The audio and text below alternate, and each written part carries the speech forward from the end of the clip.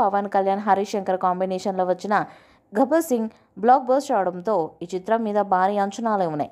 మైత్రి movie makers భారీ బడ్జెట్తో నిర్మిస్తున్నారు. షూటింగ్ కంప్లీట్ చేసి వచ్చే ఏడాది సమ్మర్లో సినిమాని విడుదల చేయాలని ప్లాన్ చేస్తున్నారట. ఇక దేవిశ్రీ ప్రసాద్ ఈ చిత్రానికి అద్భుతమైన పాటలతో పాటు అదరగొట్టే బీజిఎం ఇచ్చినట్టుగా సమాచారం. ఇటీవల కాలంలో దేవిశ్రీ ప్రసాద్ సంగీతం ఇస్తున్న చిత్రాలన్నీ కూడా బ్లాక్ బస్టర్స్గా నిలుస్తున్నాయి.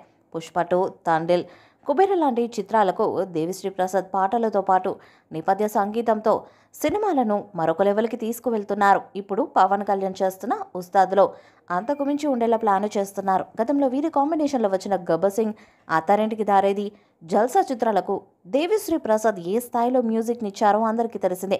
ముఖ్యంగా గబ్బర్ సింగ్ చిత్రంలో దేవిశ్రీ ప్రసాద్ ఇచ్చిన పాటలు ఇప్పటికీ ట్రెండింగ్లో ఉంటాయి.